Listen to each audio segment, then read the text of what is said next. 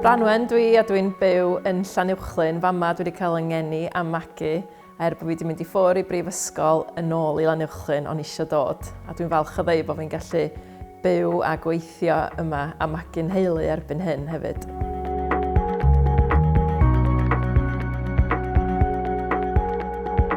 Mae'r Ofalaeth wedi derbyn nawdd gan yr annibynwyr erbyn hyn i'n nghyflogi i ryw ddiwrnod yr wythnos i estynu ar y gwaith da mae Carwyn eisoes yn ei wneud. Mae o yn gweithio mor galed, dwi'n meddwl angen just help llaw, just i weld be arall oedden ni'n gallu cynnig i'r gymdeithas yma yn Llanuwchllyn ac ystyn llaw falle et bobl oedd ddim yn ymwneud efo gwaith capeli.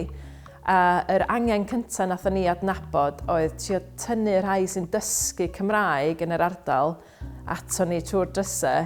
A da ni wedi dechrau efo sesiynau misol lle maen nhw'n cael dysgu am hanes yr ardal, deall o sut mae hyn yn gweithio. Achos mae rhai elfennau'r gymdeithas falle'n ddiarth iddyn nhw, ond da ni wedi gweld 11 o ddysgwyr neu siaradwyr newydd yn dod i'n sesiynau ni. A maen nhw wrth i boddau ac yn gweld bod y drws yn agored iddyn nhw.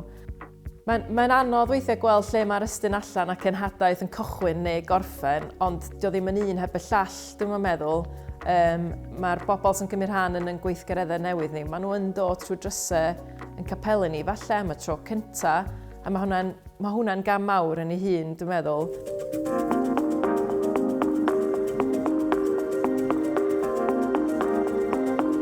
Dyn ni yn ffodus iawn yn Llanuwchllyn o ran cryfder y gymdeithas a'r gymuned, ond eto fedrwn ni ddim gorffwys ar yn rhwyfau, fedrwn ni ddim. Un maes arall dwi wedi bod yn edrych arno fo i'r Ysgol Sul.